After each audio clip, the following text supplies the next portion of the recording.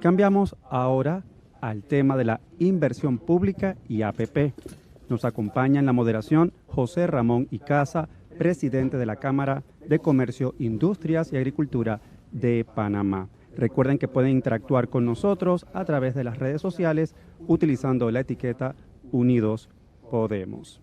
Ya estamos listos con nuestro siguiente panel.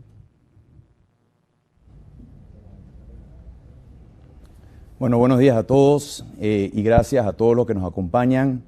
Buenos días, ministro Sabonge, buenos días, secretario Asbat. Como saben, vamos a estar tocando en estos próximos 40 minutos la inversión pública, pero también estaremos conversando sobre las asociaciones público-privadas. Y quiero referirme inicialmente al tema de las asociaciones público-privadas o APP, el cual nosotros hemos visto cómo la región América Latina en los últimos casi 15 años se ha venido desarrollando esta modalidad de contratación pública a través de este instrumento que permite a el sector privado aportar, ya sea a través de la construcción y operación y financiamiento a las obras de carácter público. En ese sentido, Panamá, en los últimos, desde 1990 hasta el año 2018, había realizado aproximadamente unos 35 proyectos de APP por un monto que casi alcanzaban los 8.000 millones de dólares, principalmente en el sector energético.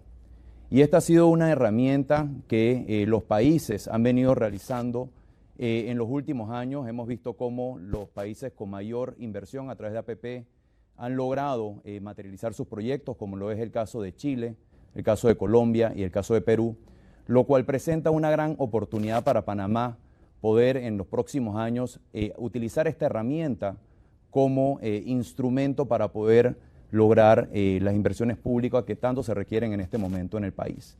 Quiero iniciar con el secretario de las asociaciones público-privadas, el ingeniero Saleh Asbat, con la primera pregunta, secretario. A ver si nos puede comentar un poco cómo es el proceso de estructuración que ha desarrollado la Secretaría de las Asociaciones Público-Privadas, cómo la Secretaría, a través del marco regulatorio y el proceso establecido, genera la confianza para que los consorcios inviertan los recursos necesarios para presentar sus propuestas. Adelante, secretario. Buenos días, presidente y el público que nos acompaña, ministro. Muchas gracias por la introducción, Ramón. Como saben, la ley 93 fue aprobada en el 2019 y cuando hablamos de estructuración y los procesos que lleva la Secretaría, que en gran parte se ha enfocado en la reglamentación y expandir los manuales y guías que requieren la ley, los procedimientos ya están establecidos y como mencionó uno de los panelistas anteriores, se basan en una iniciativa pública y la iniciativa pública como tal está desglosada en 4 etapas, digamos que básicas, una etapa de prefactibilidad, una etapa de factibilidad, una etapa de licitación y una etapa de, por decir, supervisión del contrato. Para estructurar un proyecto APP se requiere, así como en el sector privado, se hacen estudios cuando preparas una obra, cuando haces un anteproyecto de un edificio. Lo que nosotros hemos guiado a medida de la reglamentación y de la ley es que ese mismo concepto se aplique en la planificación de obras del Estado o de asociaciones público-privadas. Y esto es algo innovador porque esta información y a cuenta de cómo esto genera confianza, esta información es pública, esta información va a ser pública. Y a medida que las entidades públicas, que al final son las regentes en presentar proyectos APP, y daré el ejemplo del Ministerio de Obras Públicas, que es uno de los las primeras entidades que ha utilizado o quiere utilizar la Ley 93 como mecanismo de contratación pública. A medida que ellos vayan presentando iniciativas, lo que es importante diferenciar en el proceso de una estructuración de un proyecto APP, lo que se llamaría una iniciativa de un proyecto APP. La iniciativa es aquella idea que está en el plan estratégico de gobierno, o el plan quinquenal de inversiones, o por una lista del Consejo de Gabinete de potenciales proyectos que pueden ser aplicables a la Ley 93. En este caso, como saben, el plan quinquenal de inversiones se prepara en los primeros años de un gobierno, es algo dinámico, que se va actualizando, pero pasa por un proceso riguroso de de planificación, ¿no? Entonces, de una u otra manera está generando un prefiltro de posibles proyectos que generarían obviamente un impacto y una necesidad, que tienen una necesidad social, y el ministerio, en este caso, el ejemplo que tomo, el Ministerio de Obras Públicas, estaría tomando esa iniciativa y proponiéndola a través de la Secretaría como ventanilla única, llevar a cabo una estructuración en 4 etapas, ¿no? Esas 4 etapas están ya reglamentadas, están en la reglamentación que se aprobó al final del año pasado. Y nosotros en este momento lo que estamos haciendo con la colaboración de varios organismos internacionales, como por ejemplo el CAF, el BID, el Banco Mundial, estamos digitalizando los procesos y esperamos que en los próximos 2 meses estemos mostrando al país el portal del ente rector, que es el ente que aprueba los proyectos APPs que han sido presentados por los ministerios o las entidades públicas. Y esta información de cómo estructurar un proyecto que al final lleva varias etapas va a ser pública desde un inicio. Doy el ejemplo de una prefactibilidad de algún proyecto en particular.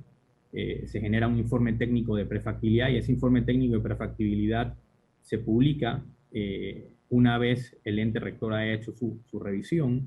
De contar con la aprobación de la prefactibilidad, la entidad pública invierte en los estudios técnicos de factibilidad y al llegar a la etapa de factibilidad llega con un pliego y un contrato que va de acuerdo a las situaciones técnicas de ese mismo proyecto. Esta evaluación y esta planificación nuevamente es algo que la ley 93 estuvo, por decir, en la vanguardia de la planificación de obras.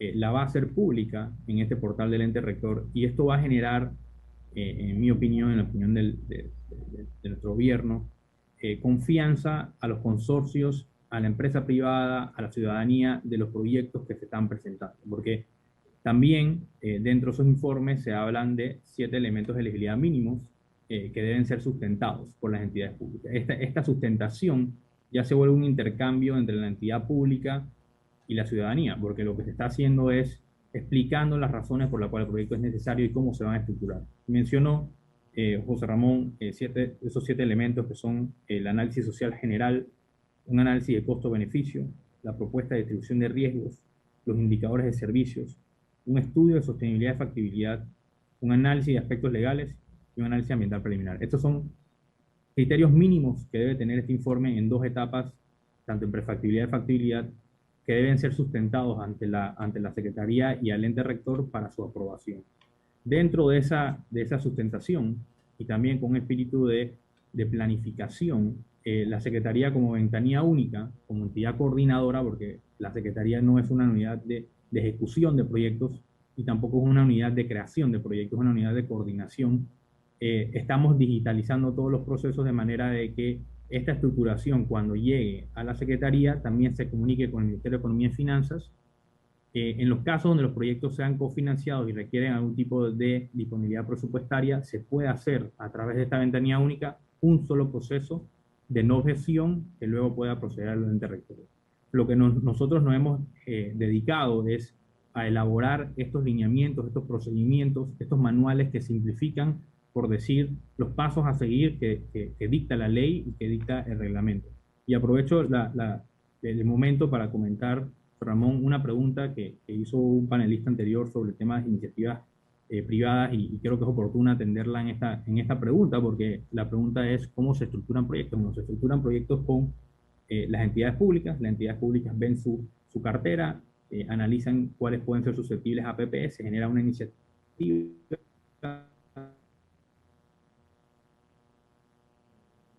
y se licitan.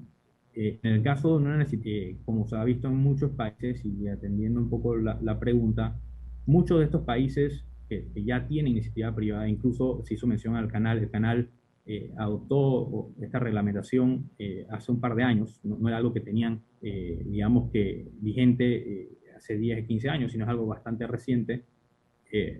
Requiere, por decir, en las experiencias que se han visto en Latinoamérica, una generación de proyectos de APP. Porque cuando generas iniciativa privada, y creo que en algún momento se dieron los ejemplos que se hacen en Colombia o en otros países, tienes 700, 800 solicitudes al año y tienes limitada la capacidad de procesar, tanto en los ministerios como en la Secretaría, la evaluación técnica de esas propuestas. Y parte de las ideas que se plantearon en la elaboración de la Ley 93 en su momento era darle una estabilidad institucional a todos los actores de la Ley 93, del régimen APP, llámese el ente rector, la Secretaría, los ministerios, la Contraloría, el Ministerio de Economía y Finanzas, que al final son todos partes del mismo proceso. Una estabilidad de ciertos procesos, de ciertos proyectos que se hayan licitado, para luego evaluar la posibilidad de abrirlo a iniciativas privadas, ya que eso requiere otro tipo de sofisticación, análisis y también dedicación de recursos. Con mucho gusto podemos atender la solicitud de evaluar aspectos en la reglamentación, porque esto obviamente será algo dinámico, del cual se van a aprender a través de diferentes proyectos. Lo que sí creo que hay una limitante legal de que solamente en este momento en la ley 93 se permiten iniciativas públicas y hablar de iniciativa privada requeriría posiblemente una consideración de una iniciativa legislativa, pero con mucho gusto nos ponemos a disposición de evaluar qué otros mecanismos se pudieran generar para que estas propuestas del sector privado puedan ser fluidas a través de los ministerios regentes y iniciarlas como proyectos APP. Muchas gracias, secretario, por su respuesta muy completa, muy didáctica.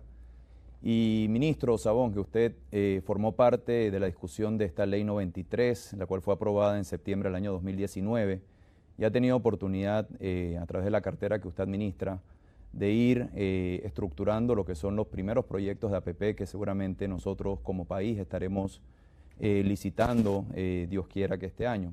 A ver si, ministro, nos comenta un poco cuáles son los proyectos que tienen el Ministerio de Obras Públicas, licitar a través de la figura de asociaciones públicos-privadas para lo que queda del quinquenio 2019-2024. ¿Cuál estima usted que va a ser el monto de la inversión de cada uno de estos proyectos, el impacto en la generación de empleo y qué periodo están estimando ustedes que pueda tomar estos proyectos, no solamente en la fase de licitación y estructuración, sino también en la fase de construcción y operación?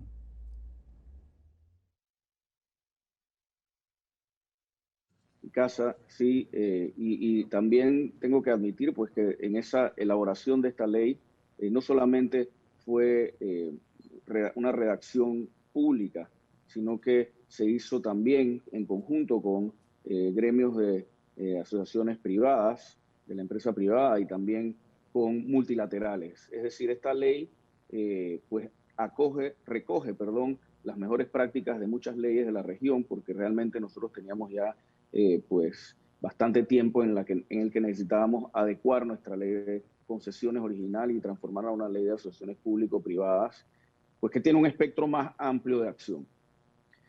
Yo creo que este panel es una continuidad pues del panel anterior, porque como les comenté, la estrategia de inversión pública para la reactivación económica pues consta de 3 fases. La primera que ya se dio, como lo mencioné antes, que fue la reactivación de 139 proyectos que además implican la reactivación de 4.000 empleos directos. La segunda, que es el proceso que estamos viendo ahora a corto plazo, que es la licitación de estos 26 proyectos con financiamiento. Y la tercera, que es más a mediano plazo, pues es la licitación de obras a través de la Ley de Asociaciones Público-Privadas. Y esta es la más ambiciosa de todas, porque esta implica para el Ministerio de Obras Públicas una inversión privada de aproximadamente 2.500 millones de dólares. ¿Qué es importante en esta fase? ¿Qué es importante en estos proyectos de asociaciones público-privadas? Sobre todo la transparencia en todo el proceso de estructuración, porque esto es lo que va a generar la confianza de los inversores. Y nosotros enfocados en esto, pues estamos estructurando estos proyectos en conjunto con diferentes organismos multilaterales. Por ejemplo, el proyecto más ambicioso que yo les puedo decir a ustedes es el programa de mantenimiento por estándares de 2.000 kilómetros de vías en todo el país. Son las vías principales, equivalen más o menos al 10% de la red vial nacional, pero sobre ellas transita aproximadamente un 80% del parque vehicular. Este proyecto, el primer tramo que debemos licitar en los próximos meses, porque ya el estudio de prefactibilidad ya se generó y se generó en conjunto con el Banco Mundial. Ahora estamos en la etapa de aprobación del mismo. Este proyecto, el primer tramo, como les dije, pues es la rehabilitación de la carretera panamericana de Cañitas, Agua Fría y Yavisa. Son 247 kilómetros que implica la rehabilitación y el mantenimiento a largo plazo de esta carretera. El proyecto implicará también una inversión privada de aproximadamente 140 millones de dólares y lo que busca es que después de que estas carreteras se lleven a los estándares pactados en los contratos, que son 16 estándares de servicio internacionales, entonces se pagarán anualidades, pues verificando obviamente que los estándares se estén cumpliendo por parte de los contratistas a los que se le hayan otorgado cada uno de estos contratos. Después de esto, pues nosotros estamos estructurando junto con la Corporación Financiera Internacional el resto de los 1.750 kilómetros de estas vías principales. El siguiente tramo que se verá será la carretera panamericana del oeste, desde el Espino de la Chorrera básicamente hasta Santiago de Veraguas, que son un poco más de 200 kilómetros. De nuevo, se pactan ciertos estándares, ciertos KPIs, ciertas métricas que deben cumplirse. Los contratistas están obligados a elevar las carreteras a estos estándares y después se comprueba que los estándares se cumplan durante el resto del contrato, que aproximadamente son 2 años de rehabilitación, 10 años de mantenimiento, y entonces el Estado paga unas anualidades. Todos estos contratos exigen, obviamente, el estudio de prefactibilidad y del estudio de factibilidad previos, y siempre en línea de cumplir con la Ley 93 de Asociaciones Público-Privadas, que como bien lo dijo el secretario Asbat, exige el cumplimiento de 7 criterios de elegibilidad. Esto lo que nos brinda como Estado es que estos proyectos tengan una coraza para evitar en lo más posible que hayan problemas a futuro con estos proyectos de asociaciones público-privadas, como hemos visto en el pasado en otras concesiones que se han dado en nuestro país. Y uno de los principales temas que se cubre de acuerdo a esta ley es la correcta distribución de riesgos. Debe haber un balance entre los riesgos que asume el Estado y los riesgos que asumen las empresas privadas. Y esto, como lo dijo el secretario Asbat, es abierto, es transparente a toda la población. Con la ejecución de estos estudios previos, nosotros nos aseguramos que los empresarios, pues primero tengan una mesa nivelada para participar en estas APP, pero también nos aseguramos de que los intereses del Estado se cubran y se protejan. Otros proyectos que estamos estructurando también. Les puedo mencionar el Corredor Norte de David, que son 16.7 kilómetros, que se está estructurando ahora mismo con el Banco Centroamericano de Integración Económica. Otra cosa que se busca con estas estructuraciones, pues definitivamente es la sostenibilidad económica y financiera de estos proyectos a largo plazo. Nuestra ley de APP es flexible en este tema porque incluye la posibilidad de que hayan proyectos autofinanciados, es decir, que únicamente con los ingresos que reciben los proyectos, que en el caso del Ministerio de Obras Públicas, pues por lo general son peajes pagados por los usuarios, se cubra la inversión y la ganancia razonable y la operación de los proyectos. Y el espectro llega hasta proyectos que son pagados por disponibilidad, como es el caso del programa de mantenimiento por estándares. También hay intermedios, hay proyectos que son cofinanciados, en los cuales hay ingresos por peajes de los usuarios y que también el Estado puede hacer aportes a través de peajes sombra.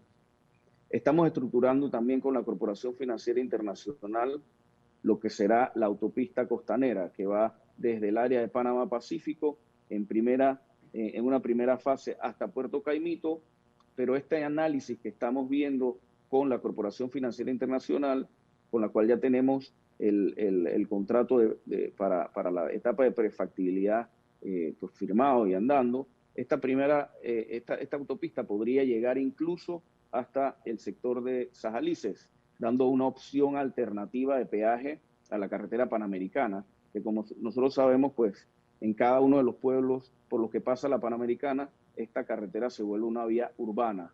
Obviamente en los pueblos pues hay interacción con peatones, hay interacciones con otros tipos de movilidad que obviamente disminuyen la velocidad del tráfico y generan pues molestias para tanto los peatones como para los conductores.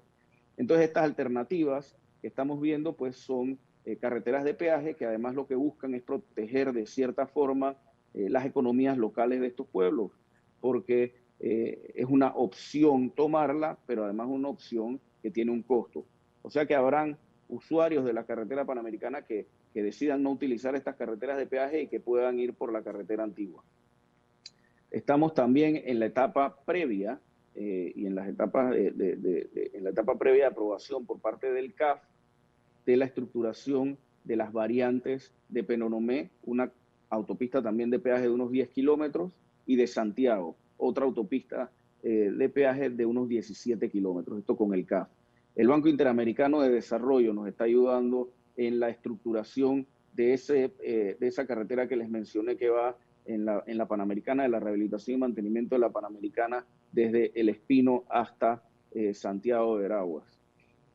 Es decir, estamos utilizando a través de cooperaciones técnicas no reembolsables, que esto también es bastante importante. La mayoría de estos acuerdos que tenemos con las multilaterales son cooperaciones técnicas no reembolsables, lo que quiere decir que no le cuestan al Estado panameño.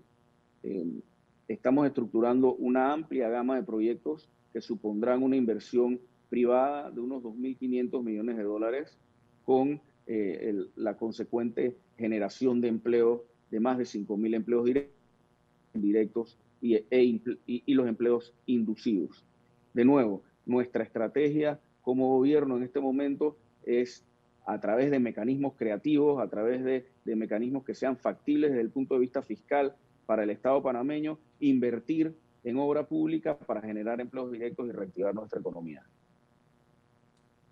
Ministro, ha tocado temas muy importantes y proyectos de gran envergadura que realmente son necesarios como parte de la reactivación económica, y nos complace escuchar de que las multilaterales están participando activamente, no solamente en la estructuración, sino también en poderle brindar esa confianza que requiere cualquiera persona que va a proceder a presentar propuestas dentro de los distintos proyectos que usted ha mencionado.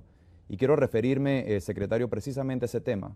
De acuerdo a la evaluación del clima de las asociaciones público-privadas que realizó The Economist Intelligence Unit, comisionado por el Banco Interamericano de Desarrollo, posicionaba a Panamá, previo a lo que fue la aprobación de esta ley 93 de septiembre del 2019, como número 14 de 21 países que fueron analizados en América Latina y el Caribe, siendo nuestras mayores debilidades lo que era el marco regulatorio y la institucionalidad de las APPs en Panamá.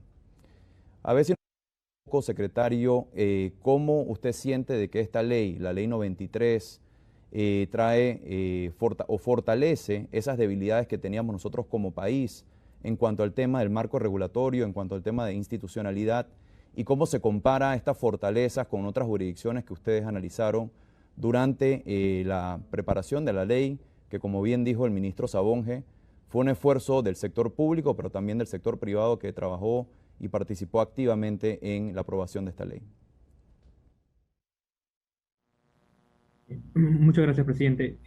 Sí, yo diría que este estudio fue ampliamente utilizado en la redacción de la ley, y como lo resumes, tenían dos debilidades, y en gran parte porque el estudio evaluaba proyectos APPs de otro tipo de leyes que tenemos en Panamá, ¿no? Leyes de concesiones, contratos leyes, como es el caso de algunas empresas mixtas que pueden considerarse como APPs, y proyectos que de por sí han pasado por contratos específicos que también son APPs. El estudio resumía, si bien me acuerdo, cinco pilares, y 5 pilares Panamá excedía sobre el promedio de Latinoamérica en financiación, en clima de inversiones y en madurez, cosa que nosotros prevemos se mantenga sobre el promedio.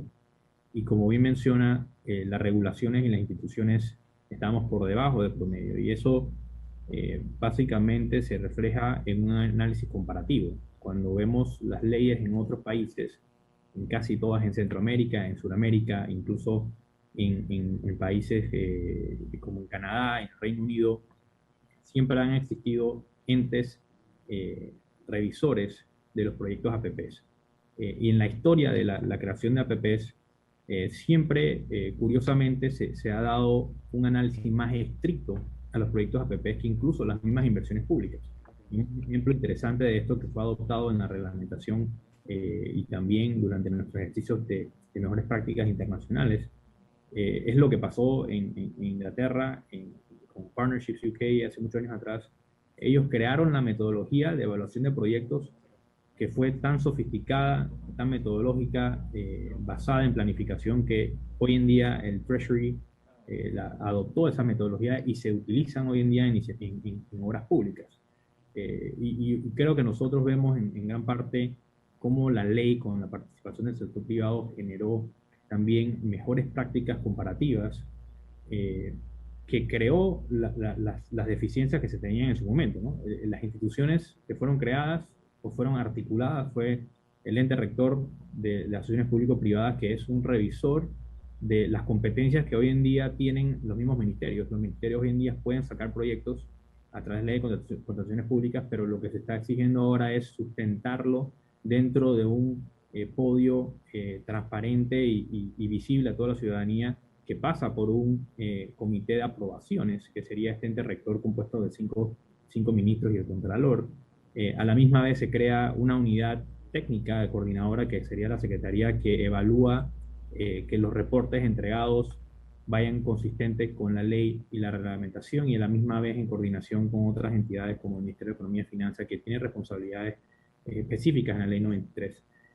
Solo con esas dos creaciones y analizamos el marco normativo en otros países, nos ponemos en una posición por arriba del promedio, o por lo menos en el promedio, de lo que era este estudio en el 2019, cuando veían a Panamá y se veían concesiones, se veían otro tipo de asociaciones público-privadas que iban directamente de la entidad licitante a una contratación. En este caso, con este marco y lo que vemos en la reglamentación, creemos que estamos generando esos lineamientos que elevan la calidad de las instituciones públicas para sustentar proyectos, ¿no? Y cuando empecé conversando del tema, mencionaba en el sector privado, cuando uno hace un proyecto, y para dar un ejemplo, un edificio, uno le dedica tiempo, ¿no? Uno dedica 6, 8 o 9 meses en un anteproyecto, en estudios de mercado, en modelos financieros, y nosotros lo que queremos bajo estos criterios generar la misma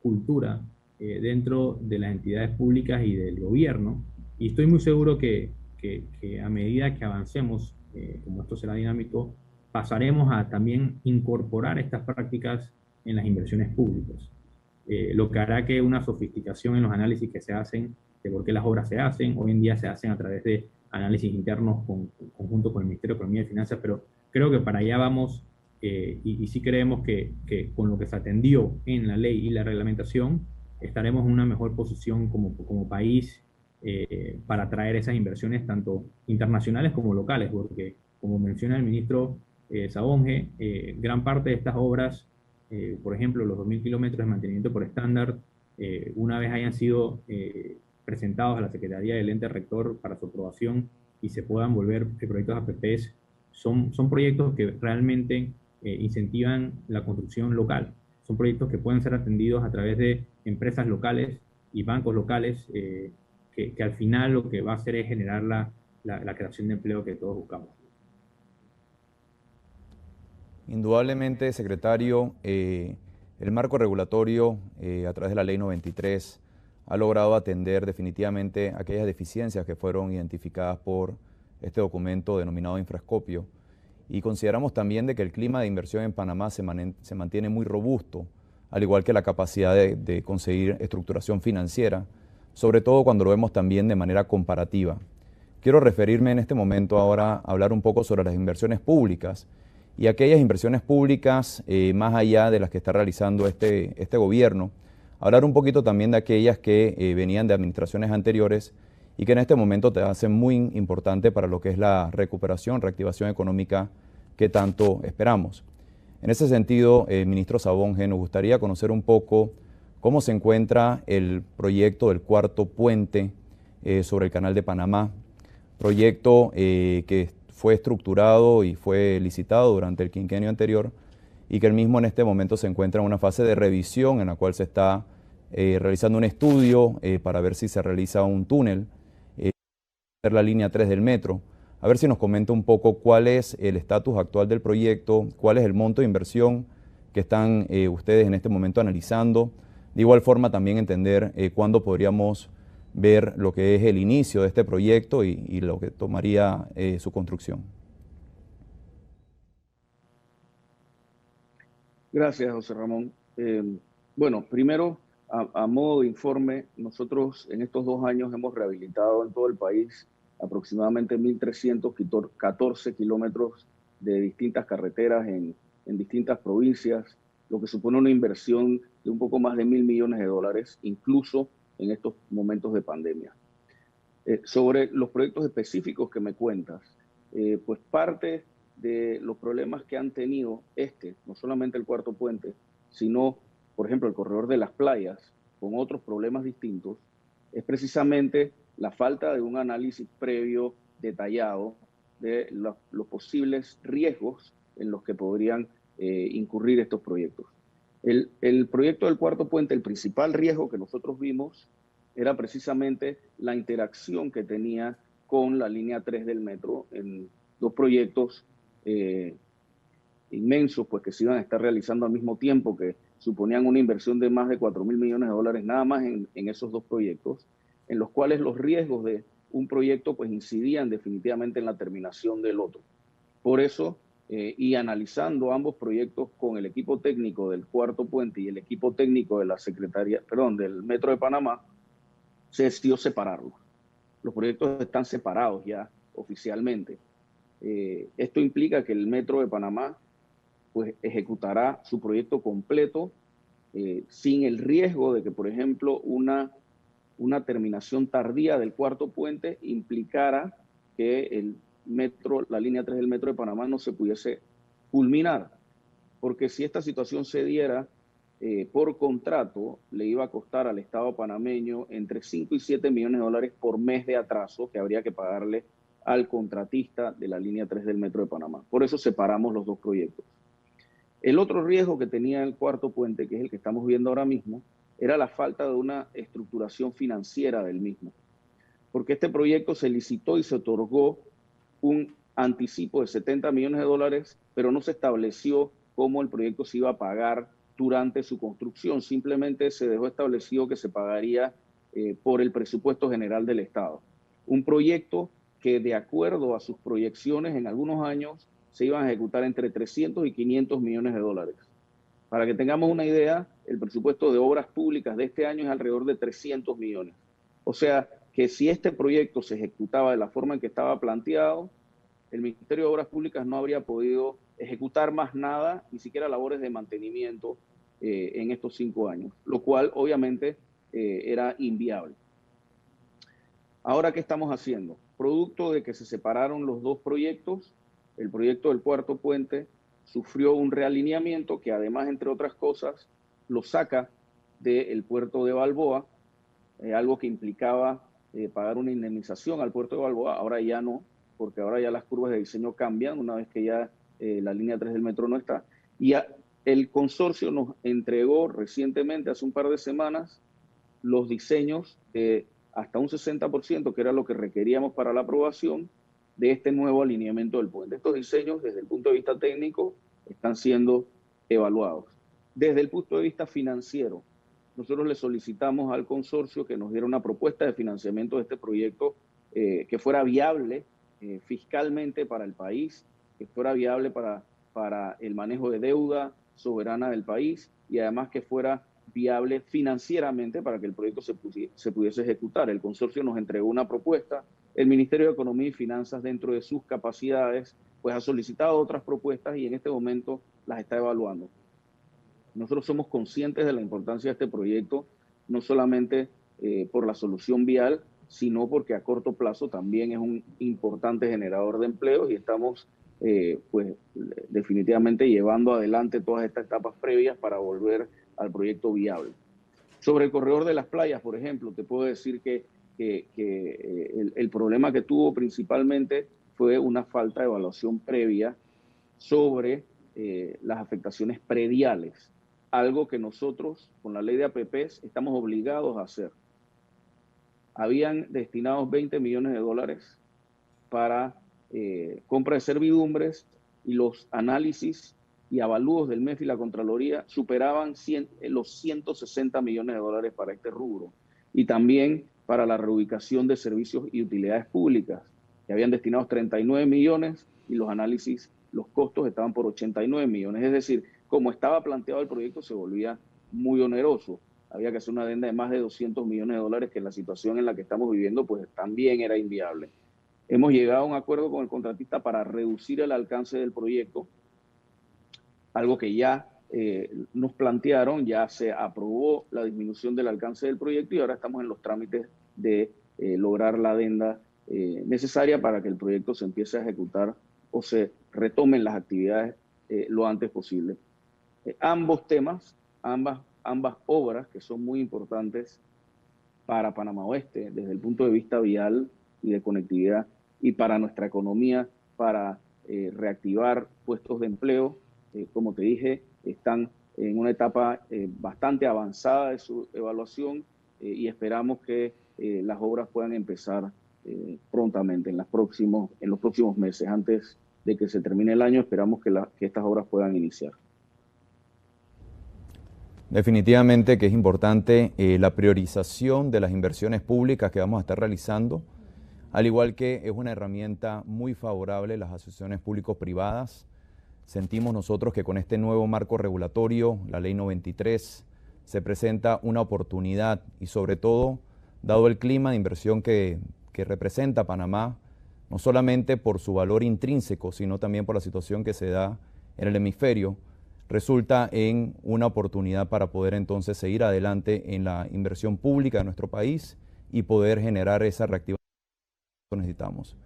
Deseo agradecer al ministro Sabonge su participación, al igual que al secretario Sale Asbat, y bueno, seguimos entonces con el foro. Muchas gracias. Panamá enfrenta uno de los momentos más difíciles de su historia. La situación económica precedente a la pandemia de COVID-19 y las consecuencias de esta sobre nuestra población y economía han colocado a nuestro país en una situación en extremo compleja. Este apremiante escenario ha llevado al sector privado a actuar en consonancia a las circunstancias, iniciando con una negociación para la apertura responsable de las actividades económicas y luego proponiendo un conjunto de iniciativas estructuradas de propuestas de alto impacto en el crecimiento y en la generación de empleo. Considerando el efecto sinérgico de las acciones conjuntas entre el sector público y el privado para el logro de un mayor impacto en la velocidad de recuperación del crecimiento y del empleo, se han conformado 7 comisiones público-privadas para implementar las propuestas presentadas al Ejecutivo el pasado 17 de abril. El foro ¿Qué tan cerca estamos de nuestra recuperación económica? Panamá necesita avanzar, Unidos Podemos, que hoy llega a usted, dará a conocer los avances de las propuestas del sector privado para la recuperación económica y la generación de empleos en términos de acciones concretas, plazos, actores claves, desafíos y logros alcanzados a la fecha. El esfuerzo que se lleva a cabo para implementar tales propuestas te orientan a recuperar el desempeño económico y los niveles de empleos por la vía del mecanismo más eficiente de la distribución de la riqueza de un país, el trabajo remunerado. Los países se transforman con el trabajo productivo de sus ciudadanos. El Consejo Nacional de la Empresa Privada CONEP, en su rol protagónico e insustituible en el proceso de recuperación económica post-COVID, seguirá impulsando el libre ejercicio empresarial, la seguridad jurídica y velando por el interés de los ciudadanos. ¿Qué tan cerca estamos de nuestra recuperación económica? Panamá necesita avanzar. Unidos Podemos. Benefactor.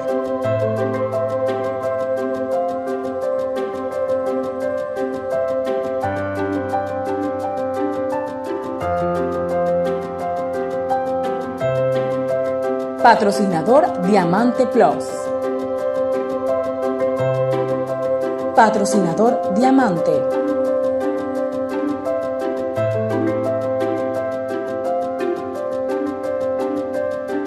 Patrocinador Platino.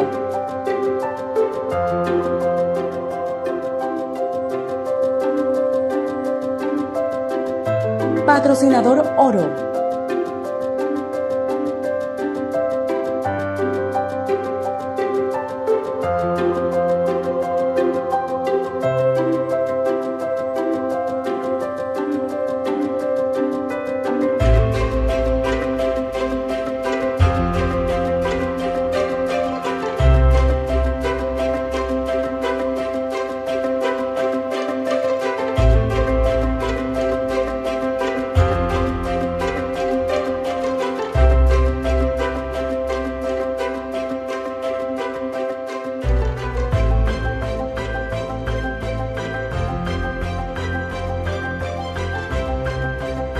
Patrocinador Plata.